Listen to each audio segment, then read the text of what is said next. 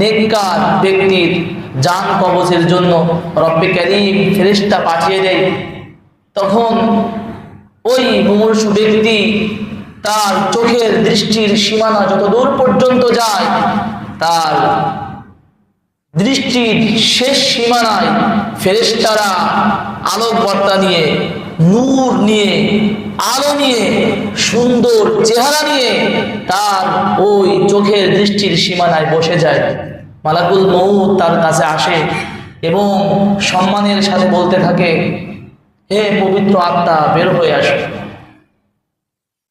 নবীজি সাল্লাল্লাহু আলাইহি ওয়াসাল্লাম বলেন যে এই কথা যখন ফেরেশতা বলে মালাকুল মউত, তখন ভালো ব্যক্তির আত্মাগুলো এভাবেই তার শরীর থেকে বের হয়ে আসে, যেভাবে কোনো পাত্রের মধ্যে পানি থাকলে সেটাকে কাজ করলে যেমন সহজেই তার থেকে পানিগুলো গড়ায় গড়ায় জমিনে পড়ে, ঠিক এত সহজেই তার থেকে তার রূহটা বের হয়ে আসে। পড়েন না সুবহানাল্লাহ। ফেরেশতারা এটা রূহটা নেওয়ার জন্য জান্নাতের সুন্দর রেশমি রুমালগুলো নিয়ে জান কবজের সাথে সাথেই মালাকুল মউতের হাত থেকে ওই রূহটা নিয়ে নেয় এবং তার রূহ থেকে সুঘ্রাণ বের হতে থাকে। এটা নিয়ে সবাই আসমানের দিকে উঠতে থাকে। আসমানে উঠার মধ্যে যত ফেরেশতা আছে প্রত্যেকটা ফেরেশতাই জিজ্ঞেস করে, এটা কার রূহ, এত সুন্দর ঘ্রাণ বের হচ্ছে? তখন নাম ধরে বলতে থাকে, উমুকের ছেলে উমুকের রূহ। পড়েন না সুবহানাল্লাহ। মিশকাত শরীফের হাদিস 1630 নম্বর হাদিস, অনেক লম্বা হাদিস। আসমানের দরজাগুলো খুলে দেওয়া হয়, এক একটা আসমানের দরজা এভাবেই সপ্তম আসমানে উঠে যায়। আল্লাহ সুবহানাহু ওয়া তাআলা বলেন, আমি তাকে মাটি থেকেই সৃষ্টি করেছি, যাও তার দেহের ভিতরে তার রূহটাকে আবার ঢুকিয়ে দাও। করেন না সুবহানাল্লাহ। জান্নাতের বিছানার জন্য বিছিয়ে দেওয়া হয়। এরপর রাসূল সাল্লাল্লাহু আলাইহি ওয়াসাল্লাম বলেন, জানো যখন কোনো বদকারের জান কবজ করা হয় তখন ফেরেশতারা সুন্দর চেহারা নিয়ে আসে না, ফেরেশতারা কালো কুৎসিত চেহারা নিয়ে তার সামনে ভয়ঙ্কর রূপ নিয়ে মালাকুল মউত তাকে ধমকাইতে থাকে, ও পাপিষ্ঠ আত্মা, বের হয়ে আসো। মালাকুল মউতের হুঙ্কার শুনে রূহটা আর বের হতে চায় না, শরীরের সমস্ত অঙ্গ প্রত্যঙ্গের মধ্যে সে ছড়িয়ে পড়ে। পড়েন না নাউযুবিল্লাহি মিন যালিক।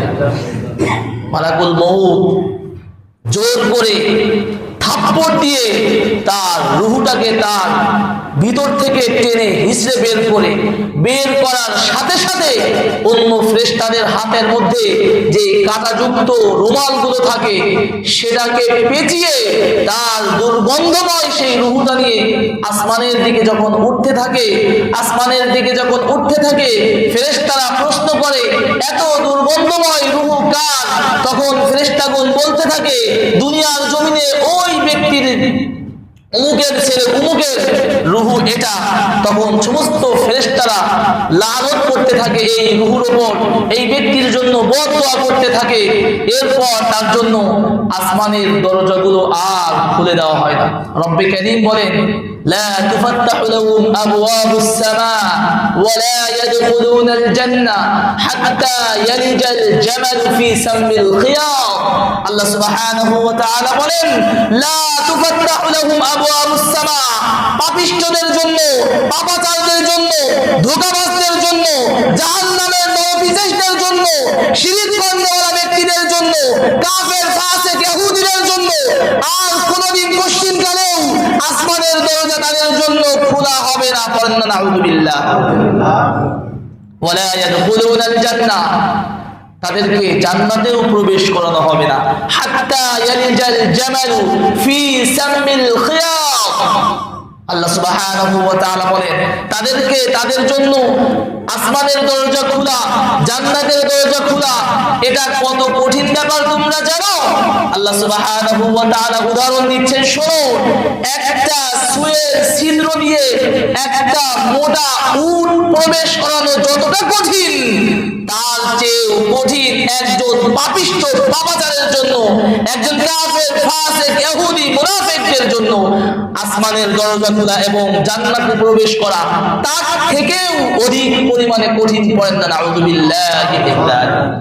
প্রিয় বন্ধুরা আমার, বলতেছিলাম